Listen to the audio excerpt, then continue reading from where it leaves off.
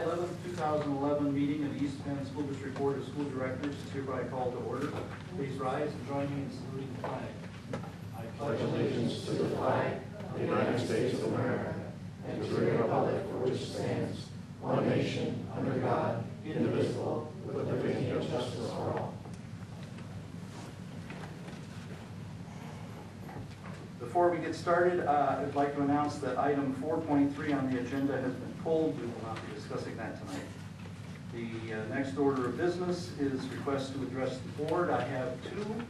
The first one is Fawn Strunk talking about a tax increase.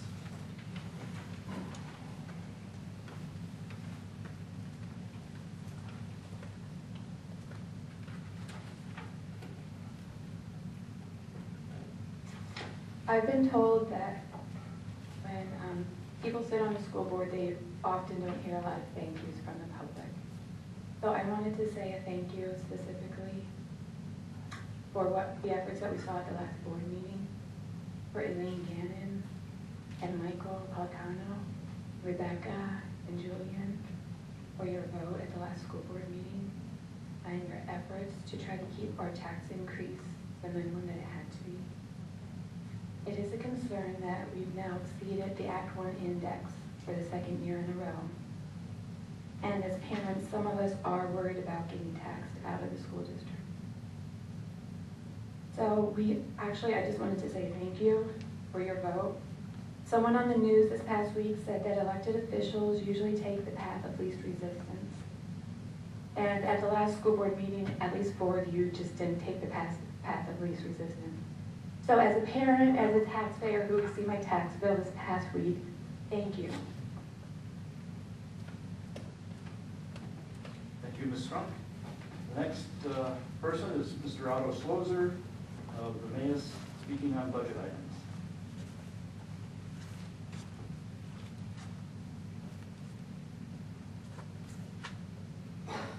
Thank you, Mr. President, members of the board.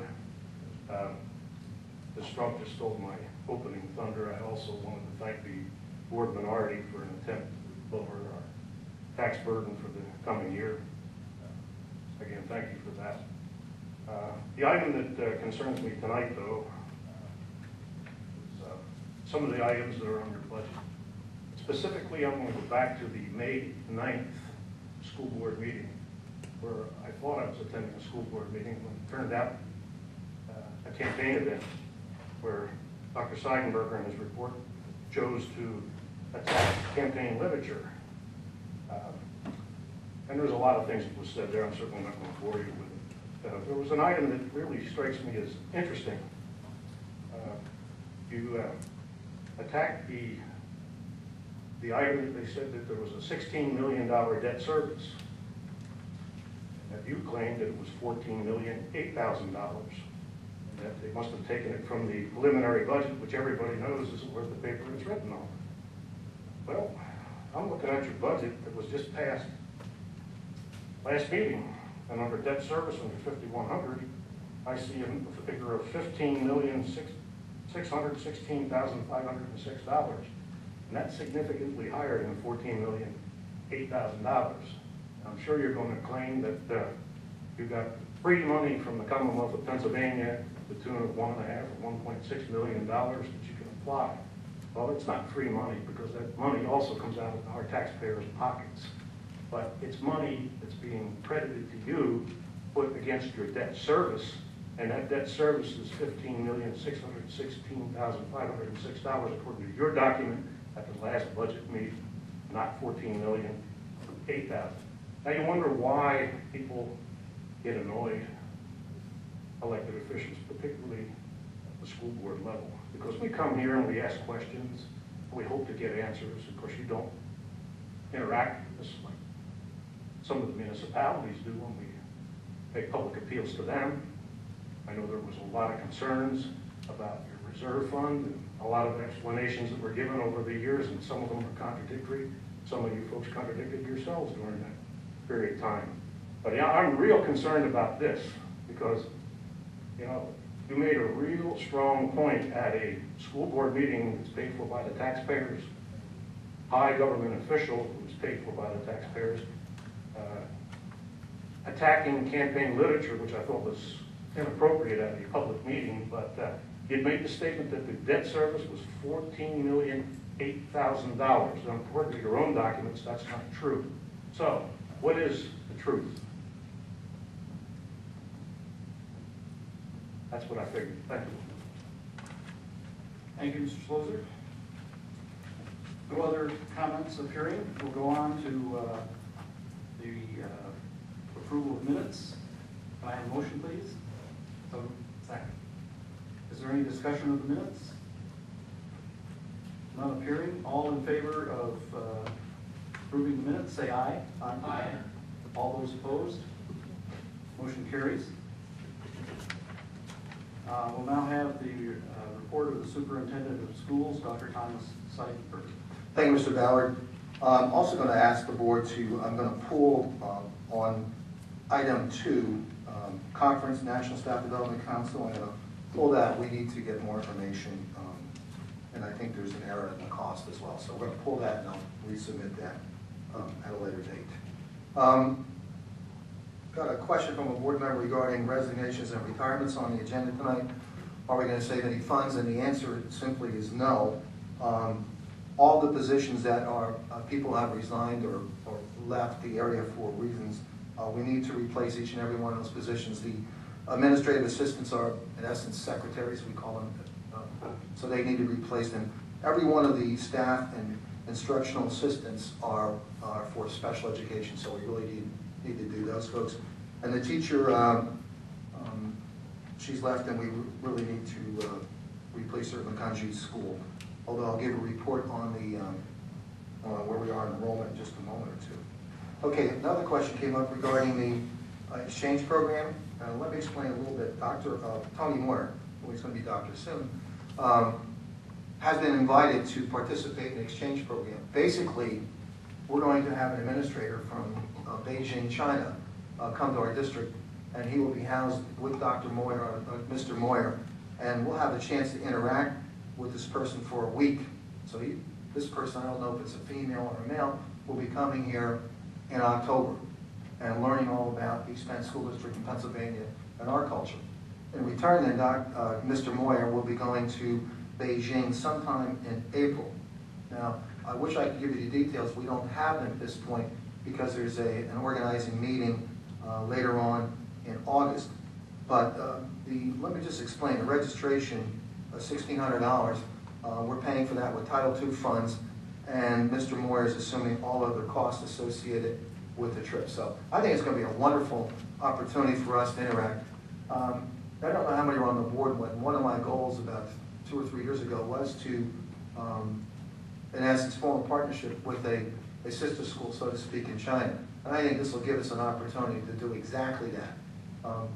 You know, look at our enrollment. We have a lot of students with a Chinese background. So I think it's going to go a long way in helping this community understand what's going on. Plus, they have a very different kind of education system. So I think it's never a bad idea to take a look at what other people are doing in other parts of the world. So we're excited about this. But hopefully the person will come here during the time we have a board meeting and we'll introduce them to you. So we're excited about that. Okay, just want to let you know that we are accepting a bid tonight on our HVA system. Mr. Clancy can't be here, but Mr. Ritter is here if you have any questions when an agenda item comes up. We are also at the same time rejecting bids. We just didn't get the information on one part of the bid, so we're rejecting going out to bid. We're very happy with the results of the bid. The group that we're asking you to accept tonight is about $45,000 less than the second lowest responsible bidder. So we're pleased about that. In terms of information from PDE regarding what's going to happen with the ABG part of the state aid, we have not heard anything yet. As you do know, as Senator mentioned, Senator Brown and Representative Reichley indicated to me before we were able to strike the budget that we would get $557,000 back. We are indeed getting those funds. A part of that is ABG grants. Now, in the past, we've paid for instructional coaching, we paid for some staff development, and we paid for some of our all-day kindergarten expenses with those funds. So we don't know what the logistics are. We have no idea what parameters there are. So like you, we're waiting until we find out if this is money that we like having or money that will tie our hands on some degree. Okay, as I mentioned, enrollment. Seems like every July we have a swing in numbers, and right now it's no different than other years, but I'll just give you some figures. K-5 in June, when we ended the year, we were at 3565. Now on the books is 3413, so 152 less kids in K-5. On the other hand, in middle school, we finished with 1861. We now have 1892 registered. We get a lot of kids moving in that are ready for middle school. So we're showing a plus 31 at that level. At the high school, traditionally we have a drop-off. In June, we ended at 2593. Now we're at 2523, so it's 70 less students. So we're down 191 at this point. But one of the things I want to remind the board, last year was the first full year we went through central registration, and we learned some lessons. And so we'll be announcing very shortly on our website, we'll talk to the press about getting a press release publicizing. We're going to offer evening registration hours in August, most likely Tuesdays and Thursday nights. We'll open IRE, our central registrar is there. And so we just want to remind parents that if they're new to the area, they need to register. It's one location, and we do it by appointment only. Last year we found we had a little bit of congestion, and especially if your child's coming to our district from somewhere else with an IEP, it's very important that we get that processed. So, Mr. Bauer, that's all I have at this point. Okay, are there any questions for Dr. Seidenberger? Hearing, we'll move on to personnel. As Dr. Seidenberger noted, I believe it's the last item on page 1 has been pulled, and we have an addendum. So can I have a motion with those considerations? I hear a second? Second. Is there any discussion? None appearing. Ms. Birdsall, will you call the roll, please? Mr. Renshaw. Aye. Ms. Bannon. Aye. Mr. Politano. Aye. Mr. Richmond. Aye. Mr. Stoltz. Aye. Ms. Hyde. Aye. Mr. Ballard. Aye. 7 ayes. Okay. Then we have item 2, the tuition contract agreement. Can we have a motion, please? So moved. Second, Mr. Ballard, we've already had a 2, so I think we really call this 3. 3, okay. What's that? No.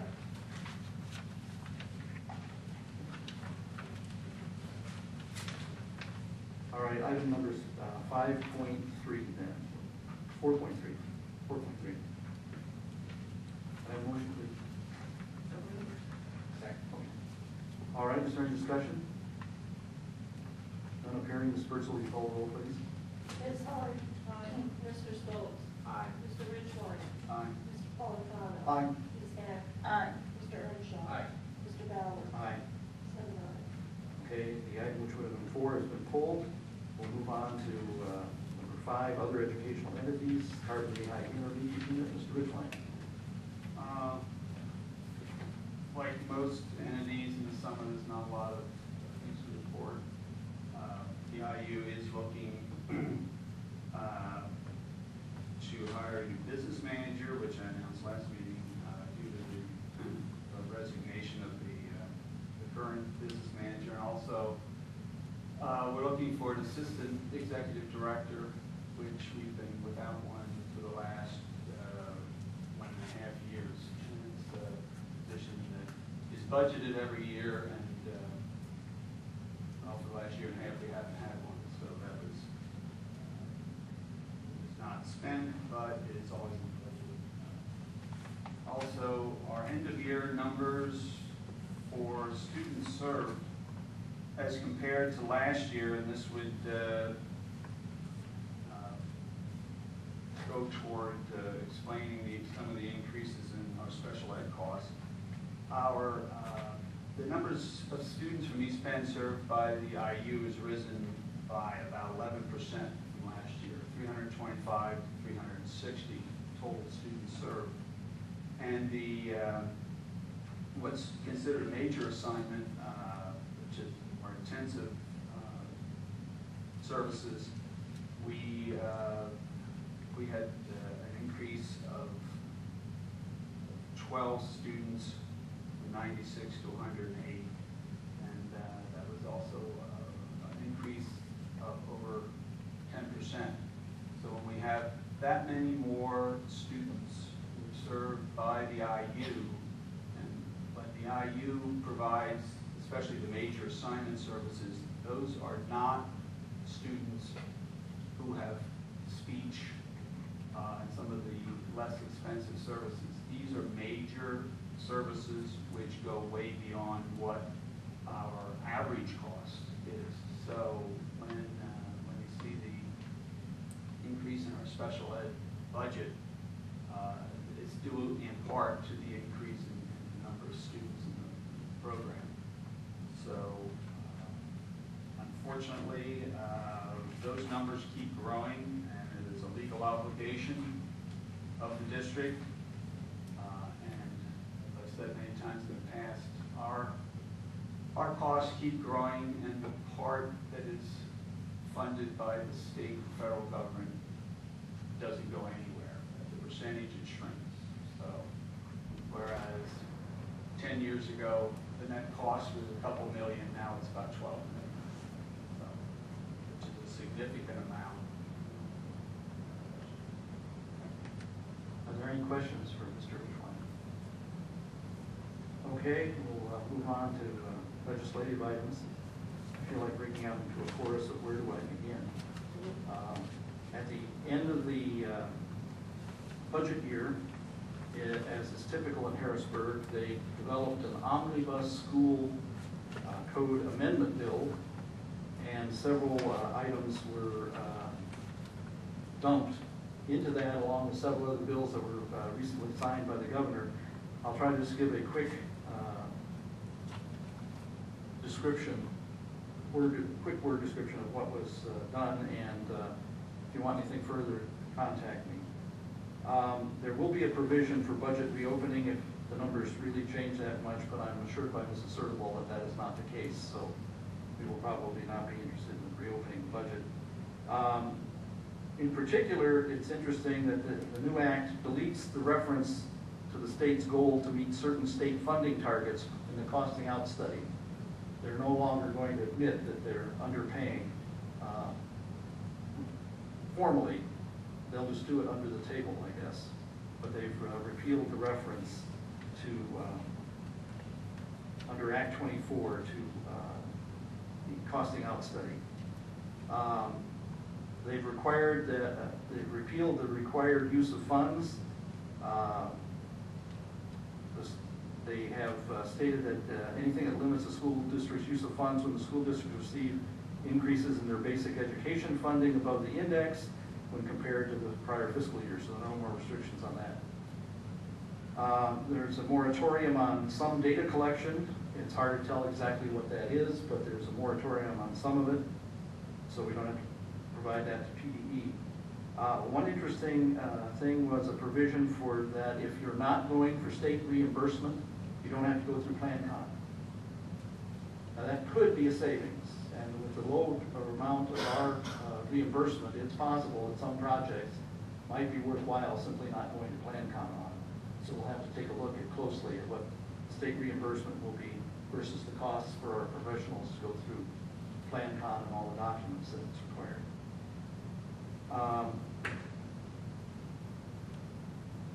Another interesting thing they did in Act 24 was remove the teaching experience requirement for school superintendent candidates and permits districts to hire non-educator candidates who have a graduate degree in business or finance. So no longer do we have to know how to teach to be a superintendent, we just need to know how to balance or juggle the books, as the case may be, I guess. The non-educator candidate must have a whole 4 years of relevant experience in business, finance, or management. Superintendents who do not have teaching experience will be required to complete a leadership development program that meets Pennsylvania standards. I think that's the PILS program, probably.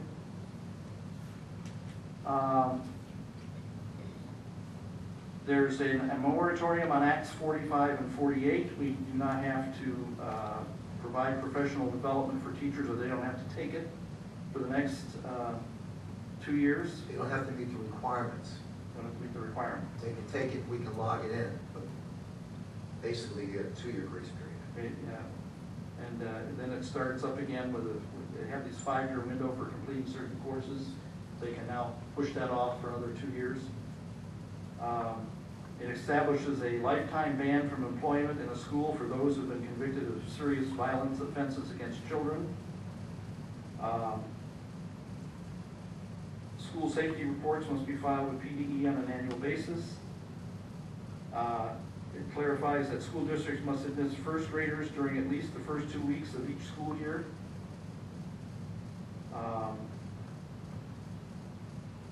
It repeals current provisions requiring a school entity that participates in a concurrent dual enrollment program to establish a committee that is responsible to develop the agreement. And then it goes on to some more substantial things. Senate Bill 330, now Act 25 of 2011, removes a majority of the back-end referendums exceptions. Special education, electoral debt, grandfather debt, and pensions are still in there. And those are the ones that were most often retained or used. However, there's new language on certain of these that will make things complicated in the future. Special education section adds language that requires costs incurred to be netted against state special education payments. That means that districts may only seek a tax hike to cover the portion of the special education cost increase that exceeds the district's special education state funding, which I don't think is going to affect too much because the special education portion hasn't gone up. So, Well, I think the example we gave you a couple months ago, when we got our extraordinary aid, we got the max about 150,000, and our goals were actually about 880,000. So right there, $500,000. So I think it's going to be substantial. But we're concerned about the language. yeah, and the other one that's concerning the language is the pension exception.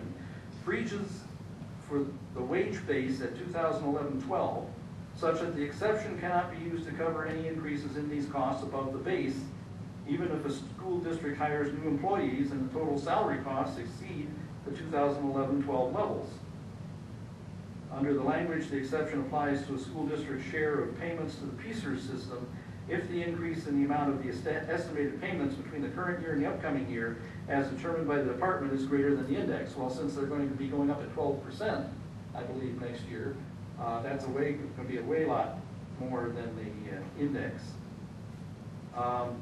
There was an increase in sunshine law penalties for public officials who participate in a meeting with the intent and purpose of violating the open meeting requirements. And there is a bill that is still in the governor's hands that has been passed, House Bill 1696, calling for a moratorium of court-ordered assessments, which does not have much effect in Lehigh County, but I will call to the public's attention that Lehigh County is in the process of conducting a tax reassessment process that will culminate next year with tax bills that will be changing. Contrary to belief, the reassessment process does not allow any government entity to collect more than 2% more revenue than they had the previous assessment year.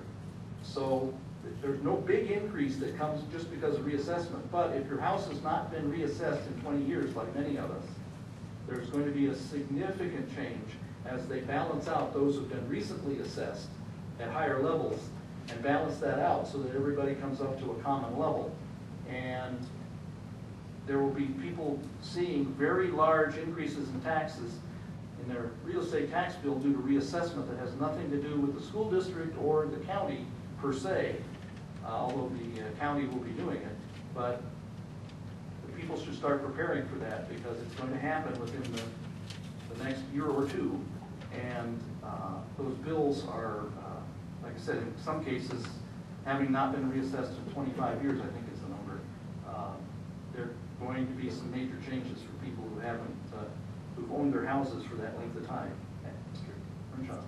Yeah, I was working on my own personal budget, looking ahead at taxes, and went on the Lehigh County website because I'd heard that they were at least proposing this. What they said is the reassessment will be completed in 2012 and will be applied to the 2013 tax bills.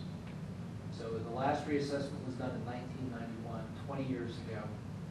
So for a home like mine's older than that, so mine was assessed at 1991 values. I think Ms. Gannon moved fairly recently. So her home got assessed at whatever the real estate values were when she was in her home. So presumably, all the homes will now be assessed on an apples-to-apples basis. And then the tax rate will be automatically, I understand, dropped by the county so that it's roughly revenue neutral. That's how it works? Yes. So although her home value may go up a little bit and mine may go up a lot, or hers may go down and mine may go up, you know, I may end up paying more taxes, but somebody else will end up paying less taxes. The total amount collected will be about the same for each school district, each borough, each county, or the county, right? Yeah, but if you're on the increase side of that equation, Yeah, it's not fun. prepare for And that's the thing that the public needs to prepare for, is that effect of the real estate property tax reassessment, which simply changes your relative value in the county tax base against other properties in the county. And as I said, the state law does not prohibit, does not permit more than a 2% overall increase in revenue for the entire tax base, so that you are not seeing a big grab for taxes per se. But if you're on the wrong end of that thing where you've had your house has not been reassessed for 20 years, you're going to see an increase in your tax bill, because other houses that have been built since then have been assessed at higher market values than your house was. And the net result is that you're going to see, on all the older houses in the district, you're probably going to see, unless they were sold recently, you're going to see a large tax increase that is not the fault of the school district. One other question. The moratorium on the continuing education, does that apply to the PILS program as well, Dr. Simon? Yes, it does. Oh, so you'll get at least a little break on that, and we'll get a break from having to pay for those fees there. Well, exactly, but, you know, we're waiting for specific language, because a lot of teachers are wondering how does this impact them. And curiously enough, new superintendents and new assistant superintendents did not get the extended time. So when I came to join East Penn situation, I only had 2 years to get my 180 hours. So in essence, this was my first year, so I'll get an additional, I'll have 6 years to complete that. But you're right. We always talk about it's another unfunded mandate, especially when they instituted the PIL workshops a couple of years ago, PIL requirements. Any other questions on the legislative front? None appearing, we'll move to business operations. Is there any objection to moving items 1, 2, and 3 together? So moved. Second. Any discussion? Ms. Birdsall, will you call the roll, please? Ms. Gannon. Aye. Mr. Polacano. Aye. Ms. Hyde. Aye. Mr. Stoltz. Aye. Mr. Ridgewine. Aye. Mr. Earnshaw. Aye. Mr. Ballard. Aye. 7 ayes. Okay, since Mr. Glancy isn't here, Ms. Serval and I will try to answer any questions you have about this resolution. Could we have a motion on the tax committee, collection committee resolution 6.4? So moved. Second. The new tax collection officer collects a lot of personal and financial information about taxpayers. They are very concerned that this information not be widely disseminated amongst responsible, bonded individuals in the various political entities because of the sensitivity of this information and the identity theft aspects of this. So they are asking to limit the official recipients of information, of the tax information, who can actually request this information of the tax officer for purposes of validating, things within the school district. They had specified the school board secretary. We believe that it should include not only the school board secretary, but the business manager and treasurer. So that's why this motion is formatted the way it is. And we'll try to explain any part of this, but basically it's just saying that there's only certain people who can get the information. It's very private, it needs to be protected, and other people are not supposed to be given this information without legal cause. Any questions? None appearing. Ms. Birdsall, will you call a roll? Mr. Stoltz? Aye. Ms. Hyde? Aye. Mr. Earnshaw? Aye. Ms. Gabbard? Aye. Mr. Polifano? Aye. Mr. Ridgewine? Aye. Mr. Ballard? Aye. 7 ayes. All right, are there any new items to come before the board this evening? None appearing. We have our next board meeting Monday, August 8th at 7:30 in the boardroom. And the second meeting in August will be Monday, August 22nd, also here in the boardroom at 7:30 p.m. With that, I'll accept the motion to adjourn. I move. Second. All those in favor? Aye. We're adjourned. Thank you.